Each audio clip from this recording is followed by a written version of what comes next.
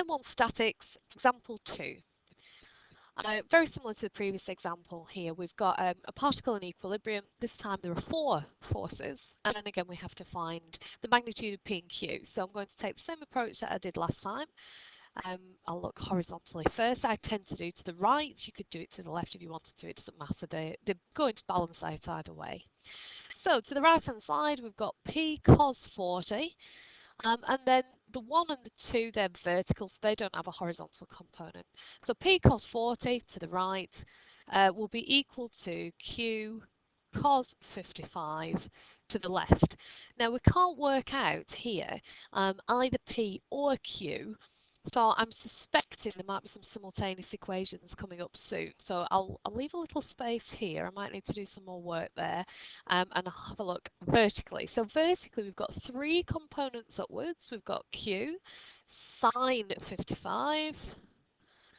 We've got P sine of 40, and then the 1 is just 1. It acts vertically upwards. And that is equal to the 2, which acts vertically downwards. So we'll do a little bit of rearranging here. Q sine 55 plus P sine 40, bring the 1 over, is equal to 1. So I've got some simultaneous equations. Probably the best thing to do would be to rearrange this one, the first one, and sub it into the second one. So whichever way you want to do it, there's various ways to solve these equations. So it's Q cos 55 divided by cos of 40, and that's an expression for P. So I can substitute that into here. So we've got Q sine 55, and then instead of the P, I'll put that big expression from above.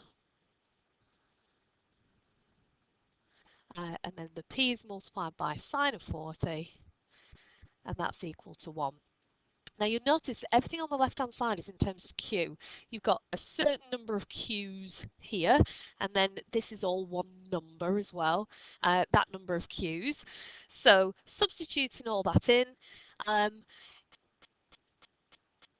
dividing through, you should find that when you work this out on your calculator and rearrange it, you should get the Q works out to be 0.769.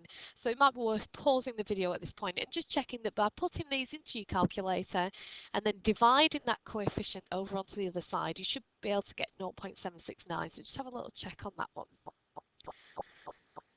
Once you've done that, it's straightforward to work out P. You can substitute it back into that expression at the top. So it's 0.769. Make sure you keep the full value there. Multiplied by cos 55.